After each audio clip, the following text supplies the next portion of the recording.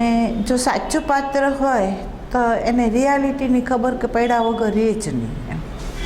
એટલે એક શબ્દ છે જે પઠન પાઠનમાંથી આવતો હોય અને એક શબ્દ હોય ને એ અનુભવમાંથી આવતો હોય. તો અનુભવમાંથી જે શબ્દ આવતો હોય ને એ શબ્દની સાથે ચેતનની શક્તિ એના પ્રવાહમાં હોય. એનો જે શબ્દ છે, જેમ આપણે એમ કહીએ કે ગુલાબજાંબુ હોય તો ગુલાબજાંબુને તમે તળ્યા ખરા, પણ તળેલા ગુલાબજાંબુ તમે એકલા ખાઓ અને એક તમે ચાસણીમાં બોળીને પછી ખાઓ, એ બેમાં શું તફાવત થાય છે? એવી જ રીતે શબ્દ જે છે એ પરામાંથી ઉતરતો હોય એ શબ્દ અને પાંડિત્યતામાંથી જે આવતો હોય, વાંચનમાંથી આવતો હોય, પઠન પાઠનમાંથી આવતો હોય તો એ શબ્દ. આ બે શબ્દમાં ફેર છે, બરાબર? તો એ બેનો ફેરફાર જો તમે સમજી શકતા હોય, તમે અનુભવી શકતા હો, તો હું તમને ચેલેન્જ ફેંકીને કહી શકું કે ગમે એટલું પરિબળ સામે હોય, કીર્તિવાન હોય, ગમે હોય, પણ તમારું અંતઃકરણ એ સત્સંગને નહીં આવકારે. પણ તમારું અંતઃકરણ જો આનો અનુભવ કરતું હોય તો એ પરાના સત્સંગને આવકારશે. અને પરાનો સત્સંગ જ એક એવો છે કે જે તમને તમારા પ્રાણોને શુદ્ધિકરણ કરે, તમારી અંદર એનો અનુભવ કરાવે અને તમને શાંત કરી દે, તમને ભાવ વિભોર કરી દે, તમને રુદન કરાવી દે, તમને વલોપાત કરાવી દે, તમારી અંદરથી બધા પરિબળોની બાળ કાઢવા માંડે એમ. તો આ ફેરફારો થવા માંડે, બરાબર? હવે એ જ ઓબ્ઝર્વેશન જો ન હોય તમારું તો પછી આ સત્સંગની કોઈ વેલ્યુ નથી, હું ના પાડું છું. કારણ કે જો આ સમજવા, એટલે હું શું કરવા તમને કે ધારો કે તમે બે ભાઈ તમે બંને અહીંયા આવો છો, એ નવા તરીકે આવો છો, એટલે આનાથી વંચિત ન રહેતા તમે લોકો. હવે આ બધા જૂના છે, બરાબર? તો હું એમ કહું કે તમે સત્સંગ ભલે લો, સત્સંગની અંદર આપણને કંઈ પાકું નથી કરવાનું, અને શબ્દ પાકા કર્યા હશે તો એ તમે અણી વખતે તમે એનો જ્યારે જરૂર પડશે ને તો આ શબ્દ તમને કામ નથી આવવાના, એ તમને યાદે નથી કરાવવાના. પણ જેની અંદર એનર્જીનો ફોર્મ ગયો અને એ એનર્જી સાથે સત્સંગ અંદર ધારણ થયો હોય તો એ વ્યક્તિને આ સત્સંગ કામ આપશે, બરાબર? એટલે અહીંયા આપણે પાંડિત્ય તો કરવું નથી, અહીંયા મગજમાં આપણે કાંઈ ભરવું નથી, આપણે તો મગજથી ખાલી થવું છે, બરાબર? અહીંયા તમને ખાલી પૂછવામાં આવે તો એની અંદર તમારો આન્સર એવો તમારી મૌલિકતામાંથી નીકળવો જોઈએ, પણ જે તમને અહીંયા શબ્દ મળ્યા હોય એ ન નીકળવા જોઈએ. એ નીકળ્યા તો એનો અર્થ એમ થાય કે તમે પ્રેક્ટિકલ માન નથી લઈ આવ્યા, બરાબર? એટલે ભલે સત્સંગ ચાલે, સત્સંગના એક એક શબ્દ હોય એ તમારી અંદર એનું પ્રતિબિંબ પાડે, એનું સ્વરૂપને પ્રગટ કરે. ધારો કે કોઈ વ્યક્તિ એમ કહે કે મને બહુ દુઃખ છે, તો સંત તમારા સાથે તાદાત્મ્ય થઈ જાય અને તમારું દુઃખ શું છે ને એનું અંતઃકરણ પ્રતિબિંબ પાડી દે, બરાબર? તો એ પ્રતિબિંબ પાડે તો સંતને એના દુઃખના દર્શન થઈ ગયા, અને દર્શન થઈ ગયા પછી એ વહે છે ને એ જુદી રીતે વહે છે. જેને દર્શન નથી થયા એ દુઃખનું અનુમાન કરે, બરાબર? અને એ દુઃખની રિયલ રીતે ન જાણી શક્યું હોય, એટલે એ જે વ્યવહાર કરશે ને એ એની ઇમેજથી કરશે, એના સ્વભાવથી એ કરશે, કંઈક સંબંધને લીધે કરશે, પણ એ નિષ્કામી નહીં હોય, એ સકામી જ હશે. એટલે આની અંદર આ સત્સંગની અંદર હું તો એવું માનું કે મને એક બાળક હશે તો ચાલશે, પણ એક બાળક કેવું જોઈએ? સાચે સાચો સત્સંગ લેતો હોવો જોઈએ. એટલે સત્સંગને સમજવાની કોશિશ આ રીતે કરજો કે તમે શ્રવણ કરો પણ સાથે સાથે એનર્જી સાથે તમારી અંદર જે આવે છે એનો અનુભવ કરો, બરાબર? એટલે અત્યારે તમે આમ બેઠા હો, અહીંયા ધ્યાન કરતા હોય તો હું તમને ના પાડું છું કે તમારે શ્વાસની સાથે નથી જોડાવાનું, તમારે મંત્ર સાથે નથી જોડાવાનું, પણ અહીંયા તમે અડધો કલાક બેસો, બરાબર? અડધો કલાકે બેસો તે વખતે ખાલી શાંત જ થાવ અને તમારી અંદર ઓબ્ઝર્વેશન કેવી રીતે કરવાનું, ખુલ્લા થઈને આપણે જોઈએ છે કે અંદર શું થાય છે, બરાબર. અને તે વખતે તમારા મસ્તક ઉપર ખાલી નજર જ રાખો અને પછી એ એનર્જી આ સત્સંગમાં જે ચાલતી પરા હોય એ રોજ તો અહીંયા ફેંકતી હોય, તો એ વખતે તમે ખાલી થઈ જાઓ તમારા અહંકારથી, તમારી ક્રિયાથી, તમારા કર્તૃત્વથી તમે નિષ્ક્રિય થઈ જાઓ ને, તો આ પ્રવાહ તમને મળવા માંડે, એ વર્ષા વરસવા માંડે, બરાબર. અને એ વર્ષાની અંદર તમારે ધ્યાન કરવાનો પ્રયત્ન ન કરવો પડે, આપોઆપ ધ્યાન થઈ જાય, બરાબર. એટલે અહીંયા એક વસ્તુનું ધ્યાન દેવાનું, અડધો કલાક તમને ધ્યાન એટલા માટે કરવાનું કહું છું કે તમે જ્યાંથી આવ્યા હોય ત્યાંથી થોડીક ઇન્દ્રિયો વિક્ષિપ્ત હોય, બહિરંગ હોય. તમે અડધો કલાક અહીંયા શાંત થઈને બેસો તો તમે ધીમે ધીમે ધીમે ધીમે એ બધા વાવાઝોડાઓથી શાંત થઈને તમે અંદર ઉતરો અને તમે શાંત થઈ જાઓ. અને જ્યારે શાંત થઈ જાઓ ને પછી સત્સંગ શરૂ થાય ને તો તમે પૂરેપૂરા તમારે શ્રવણ કરવાની શક્તિ આવી હોય. પણ તે પહેલાં તમે એમ કે સત્સંગ ચાલુ થઈને તમે આવો તો હું નથી કહેતી કે એની અંદર સીધો જાય, એની બુદ્ધિ જ ગ્રહણ કરે, એનું અંતઃકરણ ગ્રહણ ન કરે, બરાબર. એટલે સત્સંગનો નિયમ જે છે એ એટલા માટે પાડવામાં આવવો જોઈએ કે જો સત્સંગનો નિયમ ન પડાય તો હોય તો આપણના માટે સત્સંગ વ્યર્થ વયો જાય છે. આપણે જે સમય આપ્યો છે, આપણે જે બલિદાન સમયનો આપીએ છીએ, આપણે દેહનો ત્યાગ કરીએ છીએ, ધનનો ત્યાગ કરીએ છીએ અહીં આવવા માટે, તો એનો સદુપયોગ થવો જોઈએ. એ ક્યારે થાય? તો આપણે આવી રીતે જો રહેતા હોય ને તો થાય, ને તો ન થાય. એટલે સત્સંગની અંદર છે ને બીજું એક છે કે તમે જેટલા પાત્ર બનો ને તો જેટલું અંતઃકરણ તમારું પાત્ર બને ને તો તમને એ ચેલેન્જ ફેંકીને કહી શકું કે જે મારા પ્રકાશમાં પણ ન હોય ને પણ તમારી પાત્રતા હોય ને તો એ આ બ્રહ્માંડમાંથી એક એવો પ્રવાહ લાવીને આ શરીરને માધ્યમ બનાવીને તમારી સુધી પહોંચાડે કે તમે કોઈ દી ન સાંભળ્યું એવું તમને સાંભળવા મળે, બરાબર. એટલે એક વાત સમજી લેવાની, સંતો સત્સંગ આપતા નથી, સંતો સત્સંગ આપતા નથી, પણ એ મીડિયા થઈને બેઠા છે ખરા, પણ આધાર તમારા ઉપર છે, આધાર છે ને તમારા ઉપર છે. તમારું અંતઃકરણ જેટલું અંદર શાંત હશે, અહંકારથી નિષ્ક્રિય હશે અને અંદરની સાચી જો પ્યાસ હશે ને તો અવ્યક્તની અંદર રહેલું પરિબળ છે ને એને અહીંયા ઉતરી જવું પડે અને તમને આપવું જ પડે, બરાબર. અને એ જ્યારે તમને આપે ને ત્યારે સમજી લેવાની કે તમારી અંદર સાચી શિષ્યતા છે અને એ ગુરુતા તમને એ આપી રહ્યું છે બુદ્ધ. અને એની અંદર ન તમે મને છેતરી શકશો, કારણ કે હું પણ ઓબ્ઝર્વેશનમાં હોઉં કે આમાં કયું એવું બાળક છે કે જે બાળકને લીધે આ પ્રવાહ ચાલે છે, બરાબર. એટલે એના દર્શનમાં એ બાળક આવી જતું હોય કે આ બાળકને લીધે જ આ પ્રવાહ છે, બાકી બીજા બાળકોને લીધે નથી. એટલે તમે એવા પાત્ર બનો કે પ્રવાહ પરાનો ઉતરી આવે. એમ જેવી રીતે આપણે એમ કહીએ કે ભગીરથનો પુરુષાર્થ એવો હતો કે ભગીરથે એ ગંગાને ઉતારીને એના જે વંશજો હતા એને તારી દીધા, બરાબર. તો તમે ભગીરથ ઉતારીને તમારા જે વંશજો છે ને એને તમે તારી દો. એક સમજી લેજો, એક જીવન મુક્ત સંત, એક સાધક જો જીવન મુક્ત થઈ જાય એના વંશજો તરી જાય છે, એની 52 પેઢી તરે છે, બરાબર. એમાં શંકાને સ્થાન નથી, કારણ કે તમારી જે મુક્તતા છે ને એ તમારી 3 પેઢીને તારવા માટે તત્પર છે. તમારી જીવન મુક્તતા છે એ તમારું પિયર તારે, સાસરું તારે, તમને તારે, અને તમે જો ગ્રસ્તી હોય તો તમારા વંશજોને તારે.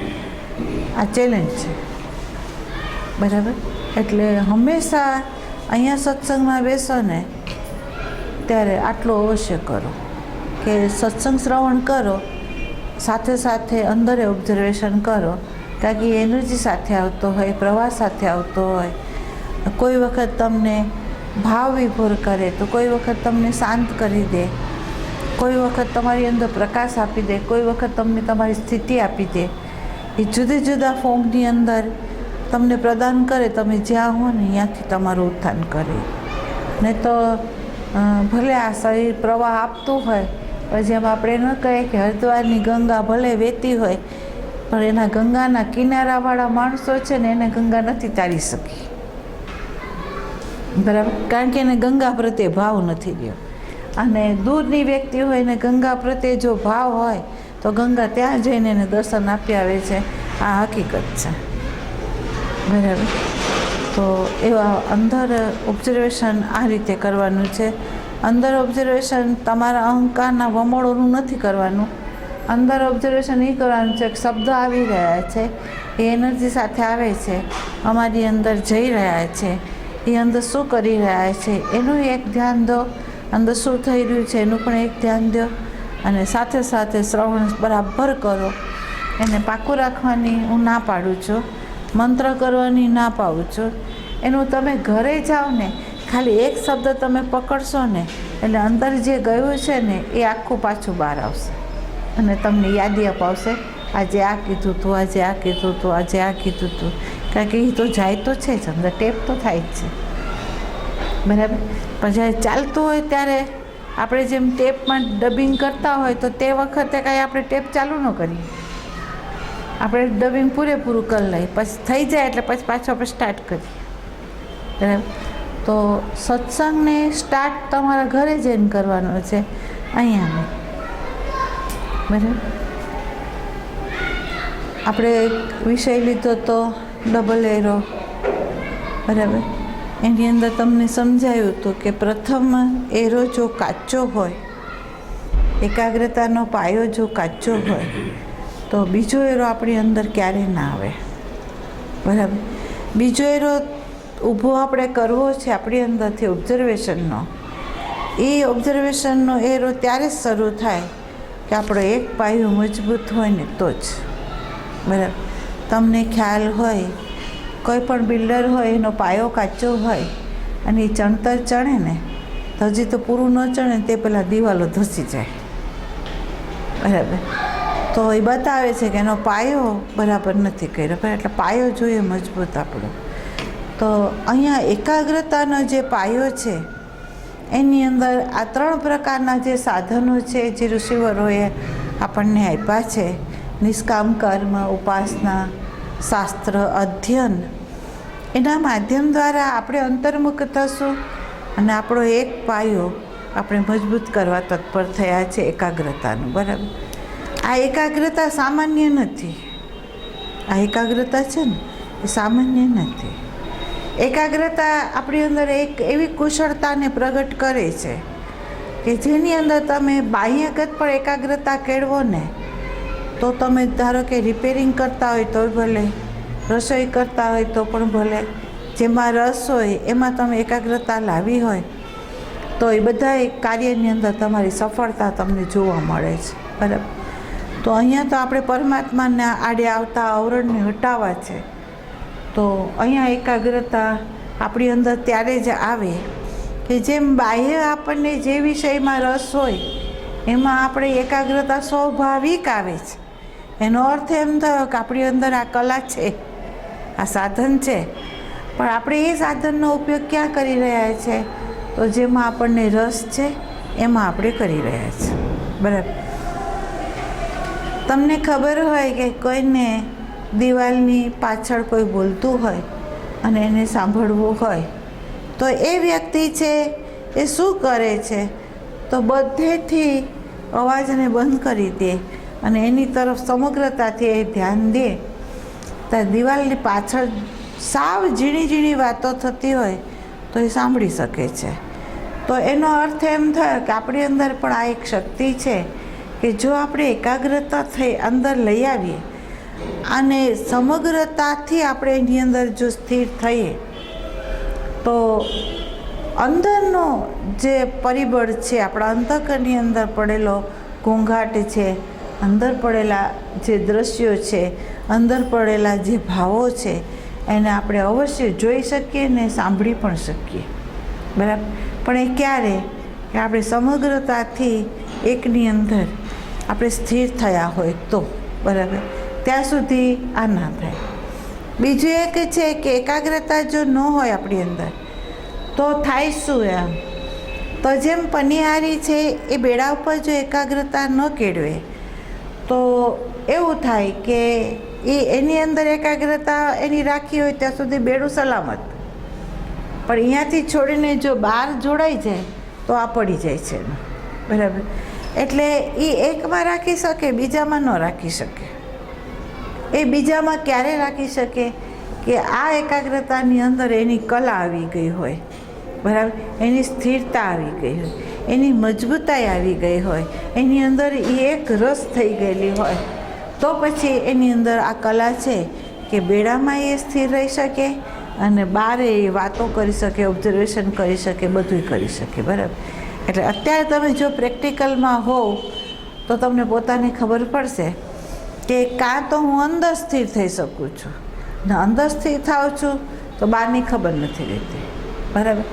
અને બારે હું જો સભાન થવા જાઉં છું તો અંદરનો પાયો ચૂકાઈ જાય છે. આ બે ઘટના ઘટે છે આપણી અંદર, બરાબર. તો એનો અર્થ એમ થયો કે આપણો એકાગ્રતાનો પાયો કાચો છે, પાકો નથી, બરાબર. એટલે સાધકે પ્રથમ એકાગ્રતાના પાયાને એને મજબૂત કરવાનું જ છે, બરાબર. અહીંયા તમે એમ નહીં કહી શકો કે આત્મા છે તો મુક્ત છે, બરાબર. તો મુક્ત માટે સાધન શું કરવા જરૂરી છે, કરતું તો હું ઊભો કરવાની જરૂરી છે. તો હું એમ કહું છું કે જો એ જરૂરી નથી તો પછી શ્રવણ કરવાની જરૂર નથી, શાસ્ત્ર અધ્યયન કરવાની જરૂર નથી, સત્સંગ કરવાની જરૂર નથી, ખાવા પીવાની પણ જરૂર નથી, દવા લેવાની પણ જરૂર નથી. કેમ? તો આત્માને ન તો રોગ છે, આત્માનો તો જન્મે છે, આત્માનો તો મરે છે, આત્માનો આવે છે કે ન જાય છે. તો પછી આ બધું શા માટે કરો છો? તો અહીંયા બાનું ન કાઢો. સાધનમાં, સાધન માટે બાનું નહીં કાઢો કે આત્માની એ જરૂરિયાત નથી, બરાબર. તો અહીંયા આત્મા માટે જરૂરિયાત નથી, પણ આ અંતઃકરણ માટે છે. જ્યાં સુધી અંતઃકરણ સ્થિર ન થાય, જ્યાં સુધી અંતઃકરણની અંદરથી મળ વિક્ષેપનો આવરણ દૂર ન થાય, ત્યાં સુધી આ અંતઃકરણની અંદર આપણો પોતાનો મૂળભૂત જે સ્વભાવ છે ને એ પ્રગટ ન થઈ શકે. આ દિશા ઉપર જ્યાં સુધી પડદો હોય ત્યાં સુધી આપણું પ્રતિબિંબ ન પડી શકે. એટલે એ આવરણને દૂર કરવા માટે આપણે આ સત્સંગ લઈ રહ્યા છે અને પ્રેક્ટિકલની અંદર આપણે પુરુષાર્થ કરી રહ્યા છીએ, બરાબર. ખરેખર પુરુષાર્થ એટલો જ કરવાનો છે. એક બોલે છે કે પુરુષાર્થ કરવાનો છે, એક બોલે છે કાંઈ કરવાનું નથી, બરાબર. કાંઈ કરવાનું નથી એમ જે કોઈ વ્યક્તિ કહેતી હોય તો એને પ્રશ્ન કરો કે તમે કાંઈ કરવાનું કહેતા નથી તો ખાઈએ છે, પીએ છે, બોલીએ છે, ઉઠીએ છે, સંબંધોમાં વહીએ છે, તો આ તો આપણે કરી રહ્યા છીએ. તો અહીંયા કંઈ નહીં કરવાનું કીધું તો આય નહીં કરવાનું, બરાબર. અહીંયા જે સંતોએ આ કહ્યું છે એ એણે બહુ સમજપૂર્વક એણે કહ્યું છે. એણે શું કહ્યું છે જોજો. આત્મા છે એ કોઈ પુરુષાર્થથી, કોઈ મંત્રથી, કોઈ યોગથી, કોઈ સત્સંગથી પ્રાપ્ત થાય એમ નથી. એના માટે આ આવરણ છે બધું, બરાબર. જો આત્મા માટે, બરાબર. હવે તમારો અહંકાર છે, તમારા નામરૂપવાળો અહંકાર છે, એ અહંકારની અંદર સમાજના, ધર્મના જે ઢાંચાઓ છે, જે સંસ્કારો છે, જે સ્મૃતિઓ છે, જે ભૂતકાળને ભવિષ્ય તરફની કલ્પનાઓ છે, જે નકારાત્મક વલણો છે, એના માટે શાસ્ત્ર કે મંત્ર કે તંત્ર કે ધ્યાન કરવાની જરૂર છે કે તમે વ્યવહારમાં આવો છો એટલે એ પ્રગટ થઈ જાય છે અને તમારા ઓબ્ઝર્વેશનમાં આવી જાય છે? અહીંયા બીજા તમારા અહંકારને જોવા માટે બીજાની જરૂર છે, આ સાધનોની જરૂર છે. પ્રગટ થઈ જાય છે ને, તો એના માટે જરૂરી નથી ને. હવે જોજો, અહીંયા એ કહેવામાં આવે છે અહીંયા તમે કાંઈ ન કરો, ખાલી એની ઉપર પ્રકાશ ફેંકો. તમારો ખાલી વ્યવહાર કરો, ત્યારે જે વ્યવહાર કરો છો એ વખતે જે ઘટનાઓ ઘટે છે અને એ ઘટનાના આધારે તમારી અંદર જે બીજો અંકુરો ફોડે છે એની ઉપર તમારો પ્રકાશ ફેંકી દો. પ્રકાશ ફેંક્યા પછી તમે એને જોયું તોય તમારે કાંઈ કરવાનું નથી, ખાલી જોવાનું છે. બરાબર? જોવું, એની સાથે તાદાત્મ્ય ન થવું એ પુરુષાર્થ છે. સમજાવે? શું? જોવું, એની સાથે તાદાત્મ્ય ન થવું એ પુરુષાર્થ છે, જેને ઉચ્ચ પ્રકારના સંતોએ એમ કીધું કાંઈ કરવાની જરૂર નથી. પણ આ પ્રકાશ ન ફેંકો કે કેમ કરવાની જરૂર નથી. જો એનો વિસ્તાર કરીને તમને સમજાવે તો તમે ગલત રસ્તે નથી જતા. પણ આ જ પોઈન્ટ જે છે એ તમને કોઈ સમજાવે નહીં અને એમ કહી દે કે મંદિરોમાં જવાની જરૂર નથી, મંત્રો કરવાની જરૂર નથી, દાન પુણ્ય કરવાની જરૂર નથી, તું શુદ્ધ છે, બુદ્ધ છે, અજર છે, અમર છે, એમ કહી દીધું, તમારે કાંઈ કરવાની જરૂર નથી. બાળક ક્યાં જશે? સાધક ક્યાં જશે? એમ કહે છે કાંઈ કરવાની જરૂર નથી, હું જેમ જીવું છું એ બરાબર છે, હું જેમ જીવું છું એ બરાબર છે. તો એ જીવન એનું જે છે સમજ્યા વગરનું અને એ કાંઈ ન કરે તો એનો આ સૂક્ષ્મ દેહ જે છે એ પરિધિથી મુક્ત થાય ખરું. જોજો. બીજું એટલે અહીંયા એકાગ્રતાનો પાયો મજબૂત કરવાનો છે. તમે એને મજબૂત કરો ને તો જ તમે આ જોઈ શકશો. તમારી ચારે બાજુની ચિત્તવૃત્તિઓ જે ભટકી રહી છે ને એમાંથી તમે મુક્ત થઈ જાઓ, એકમાં કેન્દ્રિત થાવ અને પછી તમે એને જોવાનું શરૂ કરો તો તમારામાં એ શક્તિ છે જોવાની. જેમ પનિહારીમાં શક્તિ છે, જેમ નટ દોર ઉપરથી ચાલી રહ્યો છે એનામાં એક શક્તિ છે કે બધા રોલ ભજવે છતાં દોર છૂટતી નથી. એમ તમે બધા વ્યવહારની અંદર બધા રોલ ભજવો છતાં તમારી દોર છૂટતી નથી. બરાબર? બીજો એરો જે છે એ બીજા એરાને બહુ સમજવા જેવી વસ્તુ છે કે આપણે એમ કહીએ છીએ કે સખા જેવા સખા શ્રી કૃષ્ણ છે જેના સારથીના રૂપમાં બેઠા છે. બરાબર? અને એ અર્જુન મધ્યમાં આવ્યા. જોજો, એ મધ્યમાં જ્યારે યુદ્ધ કરવા માટે તત્પર થયા તો એ ગાંડીવધારી છે એનું એને ભાન છે કે હું ગાંડીવધારી છું, મને આ વિશ્વ અંદર બાણની અંદર મને કોઈ હરાવી શકે એમ નથી. બરાબર?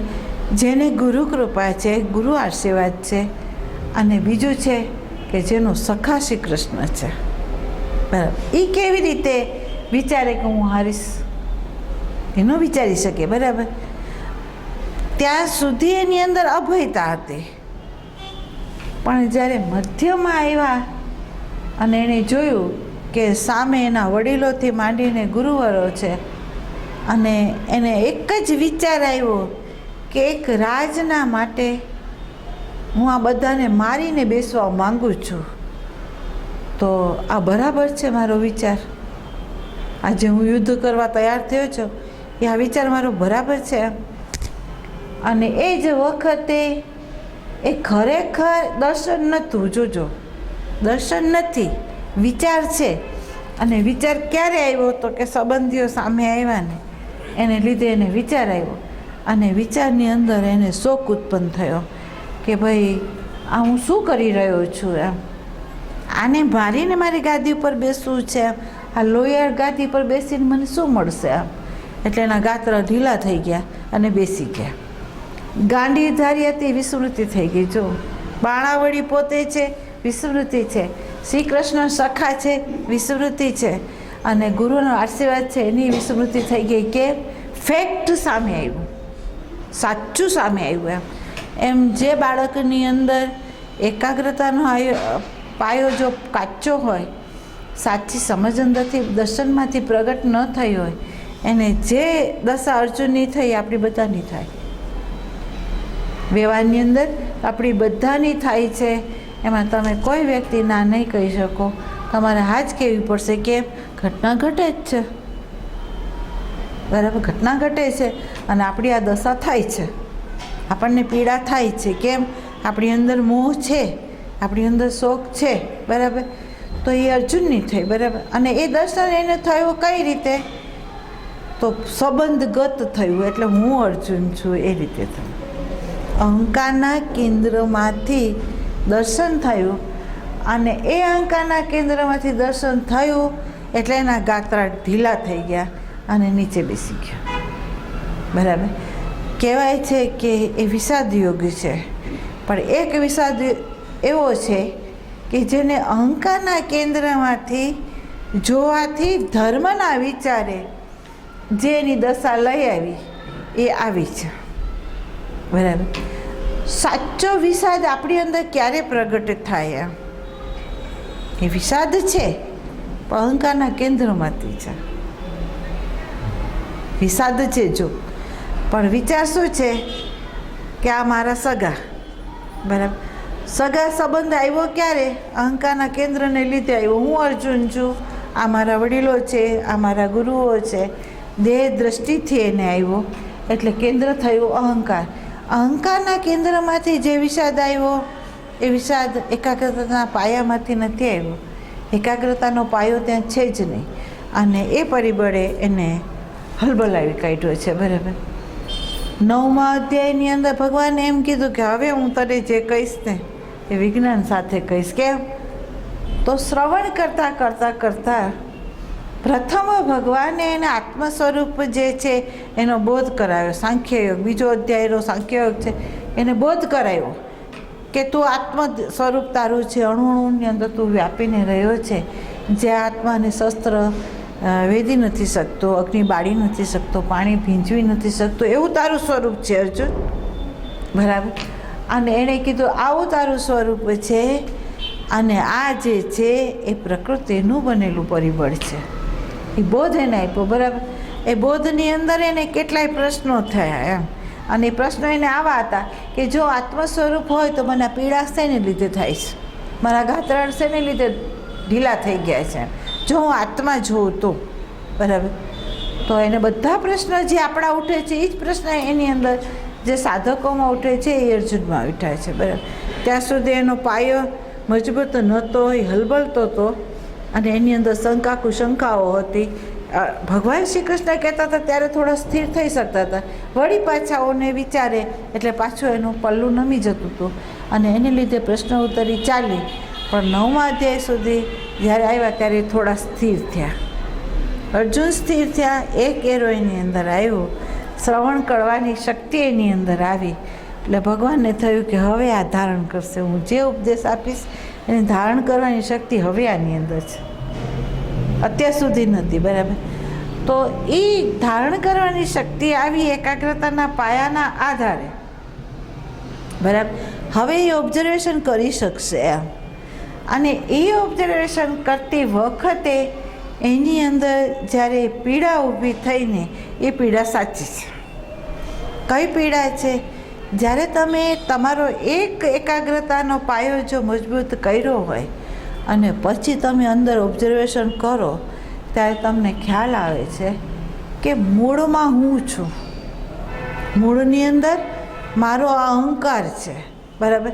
આ અહંકારના આધારે અનેક પ્રકારના વિચારો, ભાવો, ક્રિયાઓ અંદરથી ઉત્પન્ન થાય છે, બરાબર. અને દરેક વિચારો, દરેક ક્રિયાઓ, દરેક ભાવો છે એની પાછળ કાં તો આસક્તિ છે, કાં તો હેતુ છે, અને એના આધાર ઉપર જ ક્રિયાઓ થાય છે. અને આ ક્રિયાઓ જે થાય છે એ હેતુને લીધે મને બંધન કરતા છે, અને અત્યારે મને જે ફળ આવે છે એ ભૂતકાળની અંદર મેં હેતુથી કર્યું છે એનું આ પરિણામ છે, બરાબર. તો મારી અજ્ઞાનતા એ હતી કે સામી વ્યક્તિને હું દોષારોપણ આપીને હું નિર્દોષ ઠરતી હતી, અને એ નિર્દોષતાને કારણે, મારા નિર્દોષતાના સ્વીકારને કારણે હું ક્રિયા કરતી હતી, અને એ ક્રિયાની અંદર ક્યારેક મારો કામ, ક્યારેક મારો ક્રોધ, ક્યારેક મારો લોભ, ક્યારેક મારો મોહ મારી ઉપર હાવી થઈને મને સાધન બનાવીને એ ઉપયોગ કરાવી દેતું હતું, બરાબર. તો તમારી જે ખોટી દૃષ્ટિ હતી, ખોટું અત્યાર સુધીનું જે જીવન હતું, એ જ્યારે તમારી જ દૃષ્ટિથી તમને જ્યારે ઓબ્ઝર્વેશન કરવાનું આવે તો એ પીડા કેવી હોય એ મને કહો. એ પીડા કેવી છે? મીરાએ ગાયું કે જેમ જલની માછલીને તમે બહાર મૂકો, જલમાં રહેલી જે માછલી છે એને તમે બહાર મૂકો તો એ કેવી તરફડે છે, બરાબર.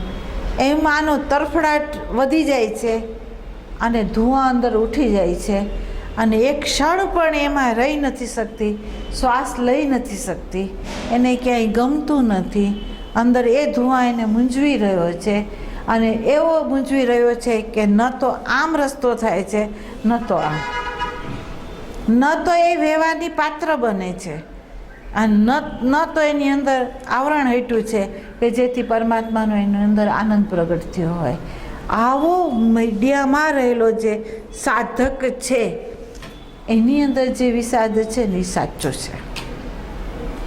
એ વિષાદ જે છે એ સાચો છે. જેવી રીતે પરીક્ષિતનો સાચો વિષાદ હતો. પરીક્ષિતની અંદર જન્મથી જ એક પ્રશ્ન એની અંદર હતો કે આ ગર્ભની અંદર આ પ્રકાશનું કોનું કિરણ હતું કે જેણે મારા ગર્ભની અંદર રક્ષણ કર્યું છે. બ્રહ્માસ્ત્રથી જે રક્ષણ મારું થયું છે ગર્ભની અંદર, અને એણે જે વર્તુળ તેજસ્વી જે પ્રકાશ એણે જોયો હતો કે જેને રક્ષિત કરી રહ્યો હતો, એ પ્રકાશ કોનો હતો, કોણ હતું એ એને પ્રશ્ન હતો જ, બરાબર. અને જ્યારે એને શ્રાપ દેવામાં આવ્યો ત્યારે એ પ્રશ્ન જાગી ગયો અંદરથી બહાર. જાગી ગયો શું કે અત્યારે મને તક્ષત કરડશે એ વાત સાચી છે, મારું મૃત્યુ 7 દિવસમાં છે, બરાબર. પણ છતાં એક શક્તિ એવી છે કે જે રક્ષણ કરતા તો હોય જ છે એમ. તો એ વખતે ગર્ભની અંદર એ બ્રહ્માસ્ત્ર જેણે છોડ્યું હતું તો એ વખતે મને બચાવ્યું હતું કોને? એનો આશરો મારે લેવો જોઈએ. જેણે મને ગર્ભમાં મારું રક્ષણ કર્યું હતું એનો આશરો જો હું લઉં તો જ મારા મૃત્યુથી મને રક્ષણ મળે, નહીં તો ન મળે, બરાબર. એટલે એને પ્રશ્ન કર્યો કે મને કોઈ બતાવું એમ, એવું કયું પરિબળ છે કે જે મને મૃત્યુથી બચાવી શકે એમ છે, બરાબર. અને એ જે અંદરની જે વિષાદ એની અંદર ઉત્પન્ન થયો, એને રાત છોડીને કે સરયુ કિનારે આવીને બેસી ગયા અને એને કહ્યું તો તમે જોજો ત્યાં બધા ઋષિવરો હતા, બરાબર. વ્યાસની પણ હાજરી હતી, જે ભાગવત ના રચયતા હતા, બધા હતા. અને બધાને જ્યારે પૂછવામાં આવ્યું કોઈ વ્યક્તિએ એનો જવાબ ના આપ્યો. કોઈ વ્યક્તિએ જવાબ નથી આપ્યો પરીક્ષિતને કે અમે તમને 7 દિવસમાં મુક્ત કરી શકશું. કોઈ ન કીધું. ભાગવતા રચયતા હતા ને તેણે ન કીધું, બરાબર. એટલે પરીક્ષિત વધારે એની અંદર મૂંઝારો થયો કે મારો આ જવાબ કોણ આપશે. અને એની પીડા સાચી હતી એમ, એનો વિષાદ સાચો હતો. તો ઘટના એવી ઘટી કે અવધૂત દશાની અંદર ત્યાં સુખદેવજી જઈ રહ્યા હતા અને એના ચરણ સ્વયં કુદરત તરફથી, જો આ પરા શું છે, સંત આપતા જ નથી. અહીંયા પણ ઘટના એવી જ ઘટી કે સુખદેવજીએ આપ્યું નથી. ઘટના એવી ઘટી કે સુખદેવજીના ચરણ ત્યાં વયા ગયા, પરીક્ષિતની સામે એ બેસી ગયા અને એના પ્રશ્નનો ઉત્તર આપવા માંડ્યા. સ્વાભાવિક ભાગવત બહાર પ્રવાહિત થયું, બરાબર. અને એક દિવસે એક ગ્રંથિ પરીક્ષિતની છૂટતી ગઈ. કેમ? તો અહીંયા કેમ આ બધા ઋષિવરોએ એને ન આપી શકાય એમ? તો એમ કે છે જેની અંદર હેતુ છે, જોજો, જેની અંદર હેતુ છે એ હેતુ જેની અંદર પડ્યો હોય ને એ વ્યક્તિ ખુદ તો મુક્ત નથી, પણ એ બીજાને મુક્ત ન કરી શકે. જગત કલ્યાણની જે ભાવના હોય ને એ પણ એક હેતુ જ છે. એ હેતુ પોતાને મુક્ત ન કરે ને બીજાને મુક્ત ન કરી શકે.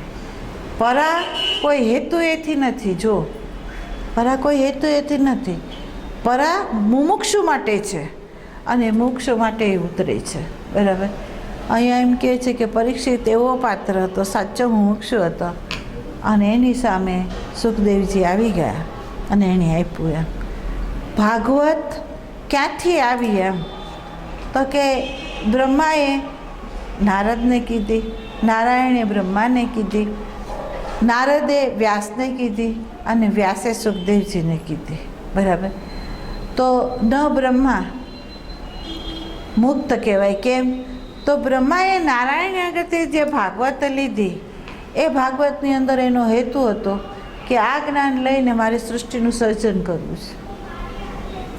બરાબર. તો એ ભાગવતે બ્રહ્માને એ રીતે મુક્ત ન કર્યા. બરાબર. અને બ્રહ્મા કોઈને મુક્ત ન કરી શકે, કારણ કે એની અંદર હેતુ હતો કે મારે આ જ્ઞાનથી સૃષ્ટિનું સર્જન કરવું છે. બરાબર. અને નારદે જ્યારે આ વાત વ્યાસને કરી ત્યારે નારદની અંદર એવું હતું કે ભાગવત જે છે એ મારે અનંત વિશ્વની અંદર એનો પ્રચાર કરી દેવો છે. એટલે ભાગવતના ગુણાનુવાદ ગાઈને ભાગવતનો પ્રચાર કરવો છે મારે, એટલે ભક્તિ પ્રદાન કરવી છે. એટલે એણે વ્યાસને આ ભાગવત આપી. બરાબર. નારદે ત્યાં મુક્ત ન થયા, ભાગવત એને વ્યાસને આપી. બરાબર. વ્યાસની અંદર હેતુ હતો કે હું ભાગવતને જો સમજું, અનુભવું, તો હું એને રચયિતા બનું. કારણ કે મેં બધા ઉપનિષદના બધું રચ્યું, એક મેં પ્રેમ વિશે ક્યાંય નથી રચ્યું. એટલે એણે ભાગવત રચી અને વિશ્વને અર્પિત કરી. તો વિશ્વને અર્પિત કરવા માટે એને લખવું હતું, એ હેતુ એથી એને ભાગવત લખ્યું. તો વ્યાસ પોતે સ્વયં મુક્ત નથી, કારણ કે હેતુ છે લખવાનો. બરાબર. જ્યાં લખવાનો હેતુ હોય, કલ્યાણનો હેતુ હોય, સર્જન કરવાની ભાવના હોય, અહીંયા ભાગવત હોવા છતાં મુક્ત નથી. આમ ત્યારે સુખદેવજીની અંદર એ કાંઈ જ નહોતું. સુખદેવજીની અંદર તો એટલું જ હતું કે હું મુક્ત, મારા માટે જ ભાગવત. મારી અંદર કંઈ પણ પરિબળ હોય એ આવરણ રીતે નીકળી જવું જોઈએ. એટલે એને ભાગવતનું શ્રવણ એટલા માટે કરેલું. બરાબર. અને જ્યારે પરીક્ષિતને એને ભાગવત આપ્યું ત્યારે કહેવાય છે કે સુખદેવજીએ ભાગવતનું જ્ઞાન પરીક્ષિતને આપ્યું. વાત ગલત છે. ભાગવત વહી છે, ભાગવત વહી છે. બંનેની સ્થિતિ જે છે એમ બતાવવામાં આવ્યું છે કે સુખદેવજીનું કોપિંગ છૂટી ગયું અને પરીક્ષિતને 7 દિવસ સુધી ભૂખા તરસા બેઠા હતા, એનું દેહનું ભાન નહોતું. આ બંને પાત્ર છે. આની અંદર ન વક્તા તરીકેનું કર્તૃત્વ છે, આ બાળકની અંદર ન શ્રવણ કરતા પણ આનું કર્તૃત્વ છે. બેમાં કર્તૃત્વ નથી. અને પ્રવાહ સમષ્ટિ તરફ વયો છે. એટલે 7 દિવસમાં એ મુક્ત થયો. ગીતા ભગવાન શ્રી કૃષ્ણએ ગીતાનું જ્ઞાન આપ્યું નથી. ગીતા વહી છે. ગીતાની અંદર તમે જુઓ, પહેલા અધ્યાયની અંદર ભગવાને આદેશ આપ્યો છે કે અર્જુન, તું તારા સગા સંબંધીઓને જો. અને એ રથ મધ્યમાં લઈ ગયા અને એને આદેશ આપ્યો કે યુદ્ધ કર. બરાબર. ભગવાને આદેશ આપ્યો છે કે યુદ્ધ કર. અને છતાં અર્જુન જ્યારે એની અંદર વલોપાતને શોખથી કાતરા ઢીલા થઈ ગયા અને બેસી ગયા, ત્યારે એનો જે મૂંઝારો છે એ જોયો ભગવાને. ત્યારે ગીતા આપોઆપ વહી. બરાબર. એ વહી એ ગીતા છે. બરાબર. તો તમે વિચાર કરો કે તમે એવા પાત્ર હો, તમારી અંદર આ ઓબ્ઝર્વેશન આવે અને અંદરથી વિષાદ પ્રગટ થાય તમારી અંદર ઓબ્ઝર્વેશનમાંથી. બીજો એરો છે ઓબ્ઝર્વેશનનો છે. એ ઓબ્ઝર્વેશન તમારા અહંકાર ઉપર રાખવાનું છે. આપણે બહાર ક્યાંય નથી કરવાનું, આપણી અંદર કરવાનું છે. આપણી અંદર કરશું ત્યારે આપણને ખબર પડશે કે આ સાધન એ પ્રકૃતિનો, અંદર આધાર ચૈતન્ય દેવ એટલે આપણે છીએ. બરાબર. અને આ જે વ્યવહારો છે એ વ્યવહારો ખાલી ઋણાનુબંધને લીધે છે. અને જે વસ્તુનો આપણે ઉપયોગ કરીએ છીએ વિષયોનો, એ આની જેટલી આવશ્યકતા છે એટલો જ આપણે કરવાના છે. આની આવશ્યકતા ઉપરાંત તો આપણે મૂકવાના છે ગમે ત્યાં. અન્ન કોઠારમાં હશે અને ધન બેંકમાં હશે, વધારાનું વસ્ત્ર કબાટમાં હશે. આપણે તો જેટલું પહેરી શકવાના છે એટલું જ પહેરવાના છે. એવી જેને જાણ થઈ અને એ જ્યારે ઓબ્ઝર્વેશન કરે છે ત્યારે એના ઓબ્ઝર્વેશનની અંદર પોતાની જે પ્રવૃત્તિ છે, પોતાના જે વિચારો છે, પોતાના જે ભાવો છે, પોતાની જે ક્રિયાઓ છે, એ જ વસ્તુ એને સાચું જ્ઞાન થતાં, સાચો સત્સંગ મળતા તમારી એક એક પ્રવૃત્તિ ઉપર તમને પીડા થશે અને તમને એમ થશે કે આ અણમોલ સાધનનો મેં ઉપયોગ ક્યાં કર્યો? એમ શેના માટે મેં કર્યો? હું શેના માટે જીવી? જેના માટે જીવી એ મારી ઉપયોગિતામાં છે? જે હું ભેગું કરું છું એ મારા શમશાનમાં છે? તમે જુઓ, વિચારજો તમે, તો તમારી દરેક પ્રવૃત્તિ છે ને એ પ્રવૃત્તિ ઉપર તમને વિષાદ થશે.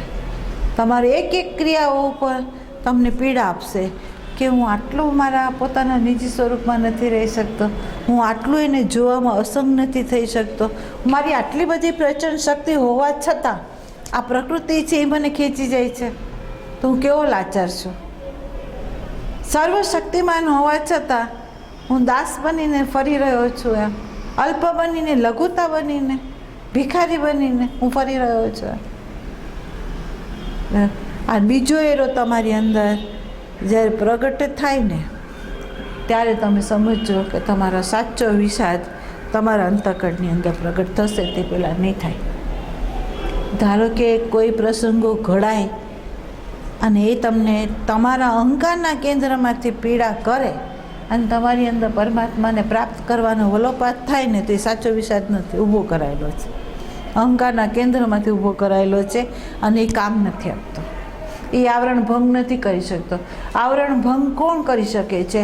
જે તમારી પોતાની દૃષ્ટિથી તમે જોયું અને જોયા પછી જેમ માછલી તરફડે છે, જેમ સુખદેવજી તરફડ્યા છે, જેવી રીતે પરીક્ષિત તરફડ્યા છે, જેવી રીતે અર્જુન તરફડ્યો છે, જેવી રીતે જનક રાજા તરફડ્યા છે, એવો તરફડાટ તમારા અંતઃકરણની અંદર થશે. તમને એક ક્ષણ માટે તમને શાંતિથી સુવા નહીં દે પરિબળ, એક ક્ષણ માટે નહીં.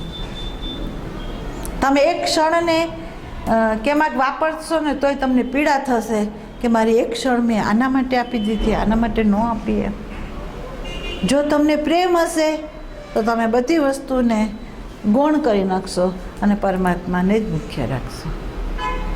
આ છે બીજો એરો.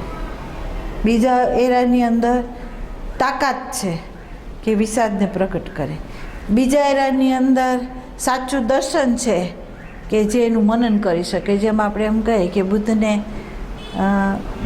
માંદગી જોઈ, વૃદ્ધાવસ્થા જોઈ, મૃત્યુ જોયું, તો એનું અંતઃકરણ ખાલી હતું, એની અંદર કોઈ જિજ્ઞાસાઓ પ્રકૃતિની નથી. તો એણે દર્શન કર્યું, એની અંદર મનન કરવાની શક્તિ હતી. તેણે મનન કર્યું કે આ મને આવશે, મારે આમાંથી બચવું જોઈએ. હું જે જીવી રહ્યો છું બરાબર જીવતો જ નથી, બરાબર. તો ઓબ્ઝર્વેશન જે છે ને એ જેનો એકાગ્રતાનો પાયો મજબૂત હોય ને એ જ કરી શકે. ઓબ્ઝર્વેશન એ વ્યક્તિ કરી શકે કે જે ઓબ્ઝર્વેશનની અંદર તટસ્થતા હોય, જેની અંદર સાચું દર્શન હોય, એની અંદર અહંકાર એવો ચંચુપાત કરીને બફર ઊભા ન કરી દે કે આ તો એની ભૂલ હતી, બિચારો નાદાન છે, એમ નહીં કરે.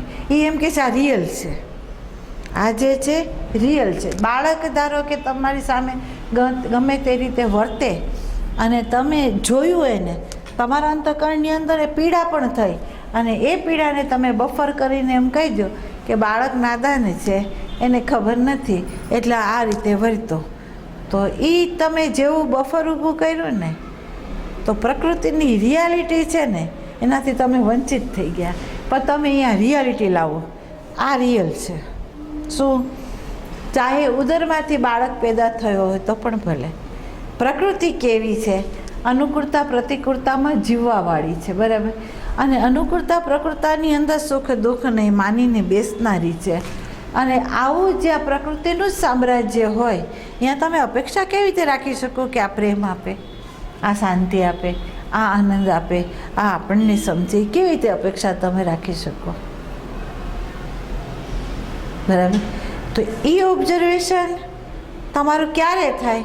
આ મજબૂત હોય તો આની પર પ્રકાશ બરાબર ફેંકાય, એ આર પાર જુએ, એ આર પાર જોઈ શકે. બાકી માહિતી જ્ઞાન છે ને એ માહિતી જ્ઞાનથી તમે એને જોવા જાઓ તો એ કાંઈ બફર ઊભું કરશે? કાં તમને નીરસ કરી દેશે અને તમને જ્ઞાનથી, સાચા જ્ઞાનથી તમને વંચિત રાખી દેશે. સાચું જ્ઞાન તમારી અંદર, મેં તમને કહ્યું ને કે તમે એવા બાળકો છો કે જેની ઉપર ઈશ્વર કૃપાઈ છે, જેની ઉપર ગુરુ કૃપાઈ છે, પણ જેની અંદર ખૂટે છે તો શાસ્ત્ર કૃપા ખૂટે છે, બરાબર. અને શાસ્ત્ર કૃપા તમારી અંદર ક્યારે પ્રગટ થાય? તમે પ્રેક્ટિકલમાં આવો તો. અને પ્રેક્ટિકલની અંદર આવો, શાસ્ત્ર કૃપા હું એટલા માટે કહું છું કે જે જ્ઞાન છે એ બાહ્યથી આવેલું જ્ઞાન આપણે ના મંજૂર કરશું અને મારા અનુભવમાંથી મારી આંખથી હું જે દર્શન કરીશ ને એમાંથી જે સમજ પ્રગટ થશે એ જ્ઞાન જ મારું કામનું છે. અને આ જ્ઞાન જે છે ને એ બફર ઊભું નહીં કરે, કારણ કે આપણે આપણી આંખથી જોઈએ જ. આપણે એક એરામાં સ્થિર થઈને એનું ઓબ્ઝર્વેશન કરીએ છીએ. એક એરામાં સ્થિર થઈને જે ઓબ્ઝર્વેશન કરે છે એની અંદર વચ્ચે અવધાન આપી દીધું છે, અંદર વચ્ચે ગેપ આપી દીધું છે, બરાબર. અને એ ગેપ જે આપ્યો છે એ ગેપથી એનું દર્શન બરાબર થશે. ત્યાં તમે બફર ઊભું નહીં કરી શકો. કરવા જાશો ને તો એ તમારું અંતઃકરણ કબૂલ નહીં કરે ને તમારું અંતઃકરણ સ્વીકારશે જ કે આ સાચું જ છે, બરાબર. હવે જો સાચું દર્શન થઈ ગયું તો પછી મીરા કહી શકે કે મેરે તો ગિરધર ગોપાલ, દૂસરાનો કોઈ. એ બોલે છે સાચું બોલે છે કે એને વિષાદે થયો છે, એનો એક એરો પાક્કો થયો છે અને પાકા એરાની અંદર એને ઓબ્ઝર્વેશન કર્યું. ઓબ્ઝર્વેશન કરીને વિષાદ જાગ્યો અને વિષાદ જાગીને એને કીધું છે કે આ મારું છે, કારણ કે એને દર્શન થયું સાચું કે મારા આના સિવાય મારા બીજા કોઈ છે જ નહીં, બરાબર. તો આવું દર્શન આપણી અંદર ક્યારે થાય કે આપણો એક પાયો મજબૂત હોય તો. બીજો એરો છે એ તો પ્રગટ થાય, ત્યાં સુધી ન થાય. ત્યાં સુધી આપણે હિંચકાની જેમ હાલક ડોલક, ઘડીક થાય તો અહીંયા સ્થિર થાય, ઘડીક થાય તો આપણે બહાર સ્થિર વ્યવહારમાં સ્થિર થઈ જઈએ છીએ, વહી જઈએ છીએ, બરાબર. તો આ પાયો મજબૂત કરો.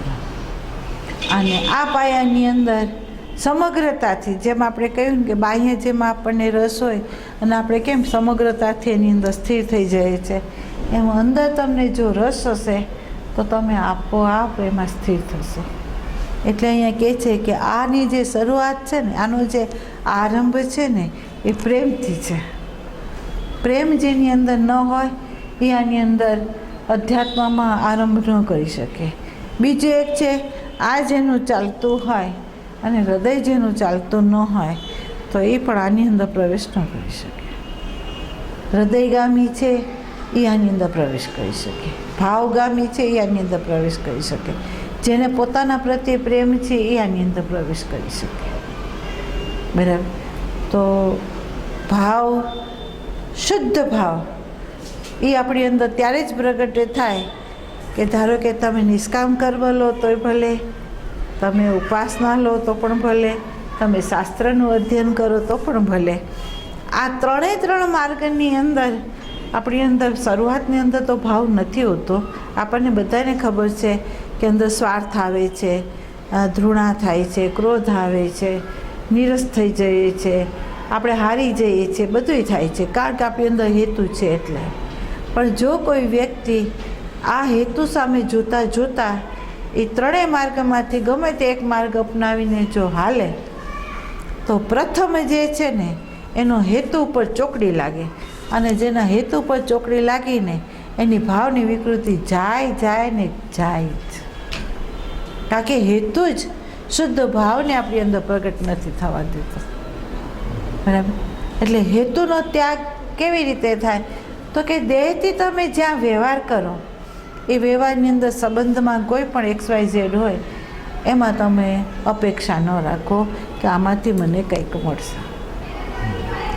બીજું એક છે, જો ઓબ્ઝર્વેશન હોય તો તમને ખ્યાલ આવશે કે તમને ખબર હોય તો ખેડૂતો આવે ધરતીમાં, બરાબર.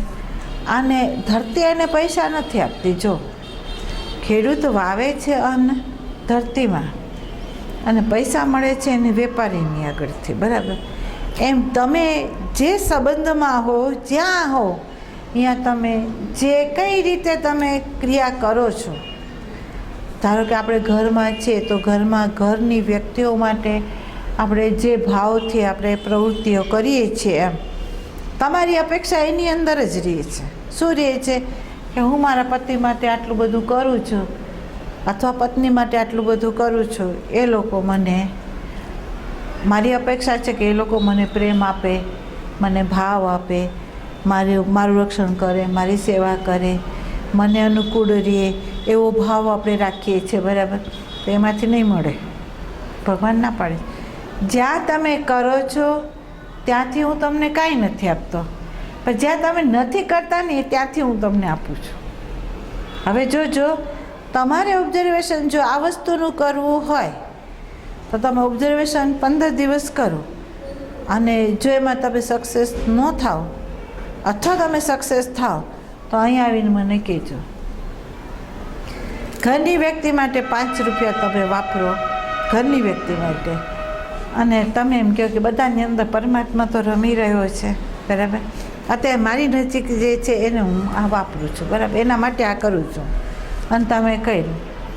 એના તરફથી તો તમને કંઈ નહીં મળે, એ વ્યક્તિઓ તરફથી તમને કંઈ નહીં મળે. XYZ ફ્રેન્ડ સર્કલ પણ હોય, આડોશ પાડોશ હોય, બીજા સંબંધીઓ હોય, અને એ આવીને આપણને 10 રૂપિયા આપી જાય અને આપણને પ્રેમથી કંઈક ને કંઈક ભેટ આપે એના તરફથી, અથવા ભાવ બતાવે અથવા અભિવ્યક્તિ કરે, ત્યારે તમે એના માટે કંઈ નથી કર્યું, તમે કર્યું છે તો આના માટે, અને મળ્યું તમને અહીંથી, બરાબર. હકીકતમાં પરમાત્મા આપણી અંદર આ કાર્ય શું કરવા કરે છે? આમ ખરેખર જ્યાં હોય ત્યાંથી જ મળવું જોઈએ, પણ ત્યાંથી ન મળે. કેમ? તો પરમાત્મા કહે છે જો ત્યાંથી એને મળે તો આ તો કરુણાકારી છે, આ સાચી માં છે, કારણ કે એને જાણે જ ખબર છે કે મારું બાળક પરિસ્થિતિમાંથી મુક્ત થવું જોઈએ, એ પરિસ્થિતિમાં બંધાવવું ના જોઈએ, બરાબર. જો એને ત્યાંથી જો આપો તો એને સંબંધગત તો રાગ છે જ, મોહ છે, આસક્તિ છે, તો એ તૂટશે નહીં, અને તૂટશે નહીં તો મને ભજશે નહીં, બરાબર. એટલે અહીંથી તમને ન આપે, અહીંથી તમને વેરાગ અપાવે, અહીંથી તમને તમારા રાગને તોડાવે, અહીંથી તમારી અંદર સંબંધ પ્રત્યેની જે આસક્તિ હોય એ તોડાવે, ધન પ્રત્યેનું પરિબળ હોય એ પણ તોડાવે, સત્તા હોય તો સત્તા પ્રત્યે તમને નિરસ કરાવી દે. કેમ? તો ભગવાનને ખબર છે કે આ મારું બાળક અહીંયા અટવાવું નહીં જોઈએ, એને આ વિષ મારે નથી આપવું, એને મારે આપવું છે અમૃત, બરાબર. તો બીજા તરફથી તમને આપે. અને આ હકીકત છે કે માનવની લાચારી આ છે કે બ્લડ રિલેશન ના આવતા હોય, સંબંધ ના આવતા હોય, નજીકતા ના હોય તો એના પ્રત્યે ચોંટવા નહીં જાય, એના પ્રત્યે એને આસક્તિ નહીં થાય, એના પ્રત્યે એને રાગ નહીં થાય. છૂટી જશે, આપણે ક્યાં બ્લડ રિલેશન હતું તો આપણને વાંધો આવ્યો, છૂટી ગયો તો ભલે છૂટી ગયો, આપણે એમ કહીને છૂટી જઈશ, બરાબર. અહીંયા નહીં છૂટે, બરાબર. કુદરતની વ્યવસ્થા ઉપર પણ તમે જો નજર નાખો ને તો તમને ખ્યાલ આવે કે પિંડની માતા ફસાવી દે, પણ આ જે માતા છે ને એને તમને ક્યાંય ફસાવવા માટે એવી કોઈ પરિસ્થિતિઓ અથવા કોઈ વ્યવહાર કે એવા સંબંધો એણે ઘડ્યા જ નથી. તમારો બીજો એરો જો પાક્કો હોય તો તમને આ બધું ઓબ્ઝર્વેશનમાં આવશે, અને તમારી જે ફરિયાદ છે ને એ બધી ફરિયાદ ઉપર ચોકડી લાગી જશે. આપણે એમ કહે છે કે જો ઋષિવરે શ્રાપ ના આપ્યો હોત તો સુખદેવજી પરીક્ષિતની સામે ન આવ્યા હોત, જો યુદ્ધ ના થયું હોત તો અર્જુનને ગીતાનો બોધ મળ્યો ન હોત, જો નચિકેતાને એના મા બાપે યમને દાન ના કર્યો હોત તો એને આ અધ્યાત્મ જ્ઞાન મળ્યું ન હોત. તમે વિચાર કરો કે આ વ્યવસ્થા જે છે એ વ્યક્તિના માધ્યમ દ્વારા જે કોન્શિયસ એનર્જી છે એ કઈ રીતે કાર્ય કરે છે, અને સમષ્ટિનો જે લો છે એ આપણને કેવી રીતે બતાવે છે. એ તમારી પાસે જો આ બે એરો તમને જો સિદ્ધ થઈ ગયો હોય ને તો એકમાં તમે સ્થિર હો અને બીજાનું તમારે ઓબ્ઝર્વેશન હોય તો પ્રકૃતિ જે છે એનો લો તમને પકડાઈ જાય, અને પછી પ્રકૃતિ પ્રત્યેની તમારી આસક્તિ રહે નહીં. પ્રકૃતિ સાથેનું તાદાત્મ્ય આપોઆપ છૂટી જાય છે. આ બીજો એરો છોડાવવા માટે છે, બરાબર. એટલે આ બીજા એરા બાબતની અંદર બુદ્ધદેવ મૌન થઈ ગયા. એ એટલા માટે મૌન થયા કે આ બીજો એરો જે છે એની અભિવ્યક્તિ હું શબ્દોથી કેવી રીતે આપું? બુદ્ધ મૌન કેમ થાય? એને હું કેવી રીતે આપું? કેમ? તો કે અહંકાર હર પલ હર ક્ષણ અનેક રૂપ પ્રગટ કરી રહ્યો છે. એક જ રૂપ હોય તો એને કહી શકું, અરૂપ હોય તો એનો સંકેત આપી શકું, પણ હર પલ હર ક્ષણ એની ચાલ, એના મોરા જો બદલાતા હોય, એક જ ક્ષણની અંદર જે મોરું છે એ સતત ચાલતું ન હોય, તો અત્યારે હું જે અભિવ્યક્તિ કરું એ બીજી ક્ષણની અંદર ખોટી ઠરી જાય છે. એટલે ત્યાં એને શૂન્ય કહી દીધું, શૂન્ય છે બધું. બરાબર. એમ બીજો એરો ઓબ્ઝર્વેશનની અંદર જાય ને તો જે અહંકારના કેન્દ્રમાંથી અત્યારે ઉઠતી જે ફરિયાદો છે ને, એ બધી ફરિયાદો ઉપર ચોકડી મારે ક્યારે? આ બીજો એરો તમારી અંદર પ્રગટ થાય અને એ પ્રકાશ કરે ત્યારે તમે કહેશો કે આના માટે મારે શબ્દ વાપરવાની જરૂર. એટલે એને કીધું છે દ્વિમુખી અવધાન. એક અહંકારથી અવધાન છે. જો આપણે એક એરામાં ઊભા છે, જે એરો છે આપણો સ્વયંનો, આપણા ભાનનો, આપણા બોધનો, આપણા પ્રકાશનો, એ એરામાં આપણે ઊભા છે. અને બીજો એરો જે છે આના આધાર ઉપર ગતિમાન થયેલી જે પ્રકૃતિ છે, એક બહારની પ્રકૃતિ છે અને એક અહીંયા અહંકારની સ્વયંની પ્રકૃતિ જે છે, એ બેયનું ઓબ્ઝર્વેશન કરવું હોય તો આના આધારમાં આનું ઓબ્ઝર્વેશન થશે. અને આ ઓબ્ઝર્વેશન થયા પછી અહંકાર તો ઓળખાશે, પણ સાથે સાથે આ પ્રકૃતિનો જે લોહ છે ને એ પણ તમને ઓળખાશે. એ જે નિયોજિત છે એનો તમે સ્વીકાર જ કરશો પછી કે આ નિયોજિત જ છે, આમાં કોઈ ફેરફાર થઈ શકે એમ નથી. તો હવે હું નાહકનો આમાં ચંચુપાત કરું છું. એટલે સાચી જે શરણાગતિ જે છે ભક્તોની અંદર, એ ઓબ્ઝર્વેશનથી થયેલી છે. આ ડબલ એરોએથી થયેલી છે. એ શરણાગત થઈ ગયા. જોજો, ભક્ત શરણાગત થયા સમષ્ટિને, સગુણને, જેને આપણે એમ કહીએ કે ઈશ્વરે જે છે, જે આ પ્રકૃતિને ચલાવી રહ્યું છે, એ ઈશ્વર માયા વિશિષ્ટ જે ચૈતન્ય છે એને આધીન ભક્ત થઈ ગયા એમ. અને જે જ્ઞાનની ધારામાં જીવનારો જે સંત છે એ આમાંય શરણાગત ન થયો. એ છૂમાં પૂરેપૂરો શુદ્ધ જે છૂ છે ને એમાંય શરણાગત થયો. બરાબર. એને વ્યક્તિગત હુંને તો છોડ્યો, પણ સાથે સાથે એને સમષ્ટિના હુંને છોડી દીધું કે સગુણે મારો કલ્પાયેલો છે અને એને છોડી દીધો અને શુદ્ધ છૂમાં આવી ગયા. એ આ બુદ્ધત્વ છે, આ મહાવીર છે, આ જે કૃષ્ણમૂર્તિ છે, બધા શેમાં ઊભા રહ્યા હતા? કે છૂમાં. ક્રમસવાર જે વ્યક્તિ ગયા, તમને ખ્યાલ હોય, શાસ્ત્રનું પઠન પાઠન અને અભિવ્યક્તિ એ જ્યાં સુધી રજનીશે કરી ત્યારે એણે એમ કીધું કે હું આચાર્ય રજનીશ છું. એણે શું કીધું? હું આચાર્ય રજનીશ છું, એટલે ટીચર છું. બરાબર. અને જ્યારે એ પુસ્તકોને એને છોડી દીધા અને પોતાની મૌલિકતાને જ્યારે એણે પ્રગટ કરી, તો તે વખતે એણે એમ કીધું હું આચાર્ય નથી, હું આચાર્ય નથી, હું શું છું એમ? તો કે હું ભગવાન રજનીશ છું. અહીંયા ભગવાન શબ્દ વાપરો કે હું ભગવાન રજનીશ છું. એટલે તો કે સમષ્ટિની જે પરા છે એ પરાને મારા દેહના માધ્યમ દ્વારા, હું મારી મૌલિકતાના માધ્યમ દ્વારા હું અભિવ્યક્ત કરી રહ્યો છું, હું તમને આપી રહ્યો છું. એટલે હું ભગવાન રજનીશ છું. બરાબર. અને જ્યારે એને એ પણ આવરણનો બોધ થયો, છેલ્લા એના જે અમેરિકાથી આવ્યા પછીની જે સ્થિતિ છે, જેની અંદર આપણે કહી શકીએ કે ઓશોને મૂકી દઈએ, પણ સમષ્ટિનો જે લો છે, સમષ્ટિ જે નિયોજિત છે, એ પ્રમાણે એની યોજના કેવી ઘડી તમે જુઓ કે એણે જે સંચાર કર્યો, ભગવાન રજનીશ થઈને એને જે કાર્ય કર્યું, એ બધા કાર્યની અંદર એને રફે દફે કરીને તોડી નાખ્યું. બરાબર. બારે દેખાય છે કે સમષ્ટિનો જે અહંકાર હતો એ એને આમ રફે દફે કરીને સમષ્ટિએ તોડી નાખ્યો અને એને નિરાધાર કરીને ભારતમાં લાવવામાં આવ્યા. અને પછી એ જ્યારે મૌન થયા એ વખતે એ બોલ્યા છે કે ન તો હું આચાર્ય છું, ન તો હું ભગવાન છું, પણ હું ઓશો છું. બરાબર. અત્યારે જુઓ તમારી અંદર શું થાય છે. ઓશો એટલે મહાસાગર. ઓશો એટલે હું કંઈ જ નથી.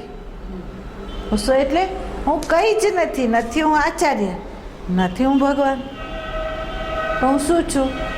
છું એ હું છું. છું એ હું છું. બરાબર. છું હોય ત્યાં મહામૌન હોય.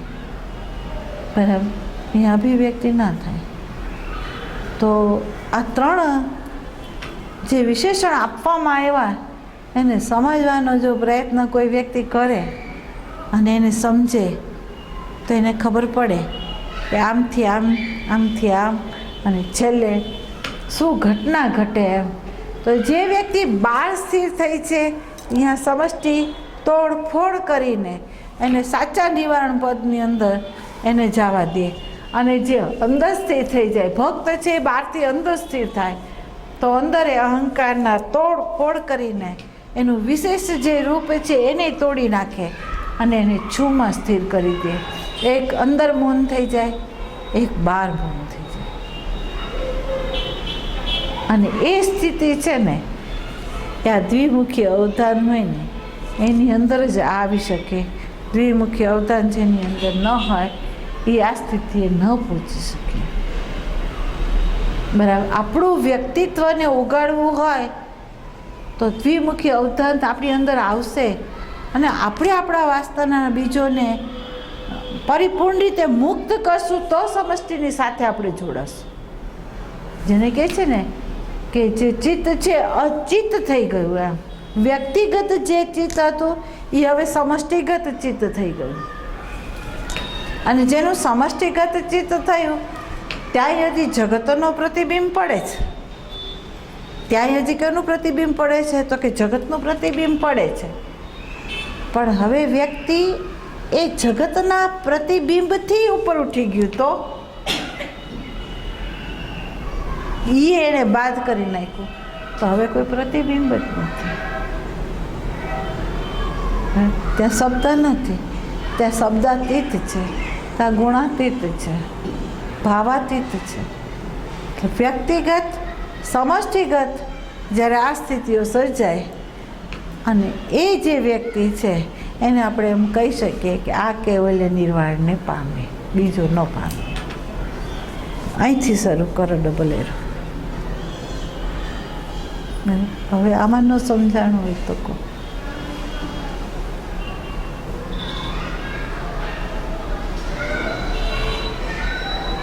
પ્રારબ્ધે જે આવે એનું હવે આપણે શું કરશું? અઘરું બહુ છે. જો કેમ કે ગમે તેમ સજાગ થાય તો એવી આમ મુસીબત આવે કે ન બોલવું હોય તો એ જ છે. પછી ખબર પડે છે કે આ ભૂલ થાય છે. એટલે આપણો એક એરો મજબૂત નથી, સિદ્ધ કરે છે. બરાબર. આપણા માધવ તીર્થે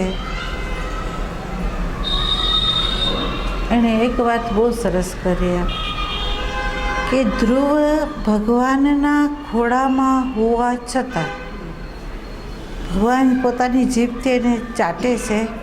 એટલે એમ કહે છે કે જેની જીભથી એ શરીર ચાટતા હતા એ ચાટતા ચાટતા એનો પ્રચંડ જે ક્રોધ હતો ને એ શમી ગયો. તો પ્રચંડ ક્રોધને સમાવવા માટે ધ્રુવની જરૂર પડી એમને. ભગવાનને ધ્રુવની જરૂર પડી છે. બરાબર. અને એને ચાટતા ચાટતા એનો ક્રોધ શાંત થઈ ગયો. બરાબર. અને એનો શાંત થઈ ગયો તો આના સહીથી શાંત થયો એ ધ્રુવને ખબર નથી. પણ પછી જ્યારે ધ્રુવને પૂછે છે, ભગવાન કહે છે કારણ કે એનો ક્રોધ શાંત થયો એટલે ભગવાન થયું કે આનું શરીર નિમિત્ત બન્યું મારા મૂળભૂત સ્વરૂપને લાવવા માટે. એટલે એણે એમ કહ્યું કે માગ વરદાન, તું જે વરદાન માંગે તે હું આપવા તૈયાર એમ. ધ્રુવે વરદાન તો એવા માંગ્યા કે નહીં માંગવા જોઈએ, પણ એણે જે એક વરદાન એવું માંગ્યું કે મને સંસારથી ભય છે એટલે મને સંસારના ભયથી મને મુક્ત કરી દો. બરાબર. જુઓ એ વિસ્મૃતિ શું કરી ગયા કે હું ભગવાનના ખોળામાં છું, એની વિસ્મૃતિ છે. શું છે? ભગવાનના ખોળામાં બેઠો હોય એને કોઈ દી સંસારનો ભય હોય? બાળક માના ખોળામાં બેઠું છે, બાળક એ નથી જોતું કે સાપ આવે છે કે કોઈ વ્યક્તિ આવે છે, કોઈ મારવા આવે છે. બાળકને કોઈ વિચાર કરવો જ નથી પડતો, એ માના ખોળામાં છે. બરાબર. તો જે ભગવાનના ખોળામાં હોય એને આ વિચાર કરવો પડે કે મને સંસારથી ભય છે. બતાવે છે શું? અહીંયા ધ્રુવ છે એ પોતાના મૂળભૂત સ્વભાવમાં આવી ગયા અને એની વિસ્મૃતિ થઈ ગઈ કે હું ભગવાનના ખોળામાં છું. વિસ્મૃતિ થઈ. જો આ અહંકારનું સ્વરૂપ છે એ આપણને વિસ્મૃતિ કરાવી દે છે. આપણા જે સંસ્કારો છે, આપણો જે અહંકાર થકી જે પ્રકૃતિનો સ્વભાવ છે એ આપણને શું કરે છે? વિસ્મૃતિ કરાવી દે છે. બરાબર. સ્મૃતિ રહે છે કોને? તો નચિકેતા જેવાને કે જેનો એકાગ્રતાનો પાયો મજબૂત છે. એને કોઈ પ્રલોભન નથી સ્વીકાર્યું. જો તમે બરાબર. તો આપણને જ્યાં જ્યાં ભૂલ થાય ને એ ભૂલનો અહીંયા સ્વીકાર કરો કે મારી અંદર આ કચાશ છે. સામે વ્યક્તિ ઉપર નહીં જાઓ, સામે એરો કોઈ દી લાવતા નહીં, એરો આમ જ લાવજો. બરાબર. એટલું ધ્યાન દેજો કે આપણી અંદર કચાશ છે, આપણો પાયો હજી મજબૂત નથી કર્યો, કે જો મજબૂત કર્યો હોત તો ક્રોધ ના હોત. બરાબર. જો આપણે આત્મતત્વ જ હોય તો અહીંયા ગંગા સતી કીધું માન રે મેલીને આવો મેદાનમાં. માન મેલીને તમે આવો મેદાનમાં. એમ તો આધ્યાત્મનું મેદાન છે, એની અંદર આપણે પ્રવેશ કરવો હોય તો માન અપમાન તો રાખશું તો નહીં થાય. અહીંયા તો નમ્ર બનવું પડશે. આ નમ્રતાનો અર્થ છે અહંકારને શરણાગત કરી દેવો. બરાબર. અને તમે થોડો વખત તમારા અહંકારને શરણાગત કરો, થોડો વખત તમે એની સામે પોઝિટિવ ભાવમાં વહો, ભલે જે કરે તે કરીને શું કરશે? તમે એક વિચાર કરો કે એકનાથની ઉપર એક વ્યક્તિ 100 વખત થૂકી અને 100 વખત એકનાથ ઇન્દ્રાયણીમાં સ્નાન કર્યું. બરાબર. 100મી વખતે જ્યારે ગયા ત્યારે પેલા માનવનો અંદર સુધારો થઈ ગયો કે હું આટલી વખત થૂક્યો છતાં એ વ્યક્તિ કંઈ બોલતી નથી, મારી બહુ ગુસ્સો નથી કરતી, કંઈ નથી કરતી, પ્રેમથી ઇન્દ્રાયણીમાં જઈને સ્નાન કરીને પાછો આવે છે. તો એ 100મી વખત જ્યારે સ્નાન કરીને આવ્યા ત્યારે એના ચરણમાં એ વંદન કરી ગયો. બરાબર. કહેવાય છે શું? જે વ્યક્તિ જેવી છે એની સામે એવી થવામાં મજા નથી. મજા એ છે કે એની સામે પ્રેમથી રહેવાનું જ રાખો. એક દિવસ એવો આવશે કે એ આપણો પ્રેમને જીરવી નહીં શકે. બરાબર. અને એ સ્વીકારશે વસ્તુ. તમે એવા પાત્ર બનો કે પરમાત્માને બધી વ્યવસ્થા કરવા માટે ઉતરી જવું પડે અને બધાના સ્વભાવને ફેરવી દે. તમે એવા પાત્ર. બરાબર. એટલે આમ જ નજર રાખજો સાધકે, આમ સામે નજર નહીં રાખવાની. અને બીજું એક છે કે ફરિયાદાત્મક જે વલણ હોય ને એની ઉપર ચોકડી મારી દેજો કે ફરિયાદ મારે કરવી હોય ને તો મારી જાત ઉપર હું કરું. કે રહી કેમ નથી શકતું? એકાગ્રતામાં સ્થિર થઈ કેમ નથી શકતું? એને શેમાં રસ છે? એને કઈ વસ્તુમાં રસ છે? જે રસ છે એ એને મદદ કરે એમ છે, એને સહાયક થાય એમ છે. જો સહાયક થતું હોય તો એને પકડો, જો સહાયક ન થતું હોય તો એને પકડવાની જરૂર નથી. એક નટ જો સ્ટેજ ઉપર સુવ્યવસ્થિત વ્યવહાર કરીને અલિપ્ત અંદર રહી શકે છે. બરાબર. એ લગ્ન કરી શકે છે, બાળકની જોડે વ્યવહાર કરી શકે છે, વિલન થઈ શકે છે, સજ્જન થઈ શકે છે, આદાન પ્રદાન કરીને ચુંબન કરી શકે એમ છે, છતાં અંદર જો સભાન રહી શકે છે, એના રોલની અંદર કચાશ નથી આપતો અને અંદરથી જોડાતો નથી, એ કલા જો એની અંદર છે આપણામાં કેમ ના આવે? ફરક એટલો છે, એને નામનો ભાન છે અને આપણે રાખવાનું છે આત્માનું ભાન. આપણે આત્માનું ભાન રાખીને રોલ કેમ નહીં ભજવી શકીએ? બરાબર. એટલે હંમેશા કોઈને દોષ નહીં દેતો. બીજું એક છે, તમે આ માર્ગે હાલશો ને તો એક વસ્તુ સાચી કહું, જેની ઉપર ઈશ્વરની કૃપા હશે ને એને સામટું ભોગવવાનું આવશે, એને ચારે બાજુથી વાવાઝોડાઓ આવશે, કારણ કે એ અધ્યાત્મનું પાત્ર છે અને પરમાત્માની કૃપા છે કે જલ્દી એને ખોળે લેવો હશે, શું કરે? બરાબર. એટલે પરમાત્માને જોજો, આ બધાને કોઈને કાંઈ જોતા નહીં. અને તમે જે કહેશો ને એનું હું જેમાંથી પાસન ન થયું હોય તો હું ન કહી શકું, પણ હું પાસન થઈ છું અને મારી અંદર બોધ છે કે ભગવાન જ બચાવી શકે આપણને, બાકી બીજો કોઈ બચાવી ન શકે. ભજન વધારવાની જરૂર છે, બાકી ફરિયાદ કરવાની જરૂર નથી. બરાબર. એટલે ખૂબ ખૂબ એક વસ્તુ સમજી લો કે મારે એકાગ્રતાનો પાયો મજબૂત કરવો છે ને કરવો છે. એટલે જેટલું બને ને એટલું પરમાત્માના સ્મરણ વધારી દો, સ્થિર થવાનો પ્રયત્ન કરી લો. તમને જ્યારે મળે ત્યારે, જો હું તો એટલું કહી શકું, 24 કલાક પ્રવૃત્તિ હોય, 24 કલાક પ્રવૃત્તિની અંદર 5 સેકન્ડ એવી આવી જતી હોય કે જેમાં દૂધ મૂક્યું હોય, ગરમ થતું હોય, 5 મિનિટ આપણે એની સામે ઊભા હોય તો 5 મિનિટ આપણે અંદર જઈ શકીએ. અહીંયા કાંઈ બહાનું ન કાઢી શકાય. આંખ દૂધને ભલે જોતી હોય, સ્મરણ આપણી અંદર રાખી શકીએ. એટલે કોઈ વ્યક્તિ એમ નહીં કહી શકે કે અમારી પાસે સમય નથી. આ કોઈ નહીં, મારી આગળ તો નહીં જ કહી શકે, કારણ કે આ શરીરે પ્રવૃત્તિ કરતાં મેળવ્યું છે, તમે મેળવી શકો. બરાબર. એટલે આટલું ધ્યાન દેજો. અને અંદર અહીંયા બેસો તો અંદર ઓબ્ઝર્વેશન તમારે રાખવાનું.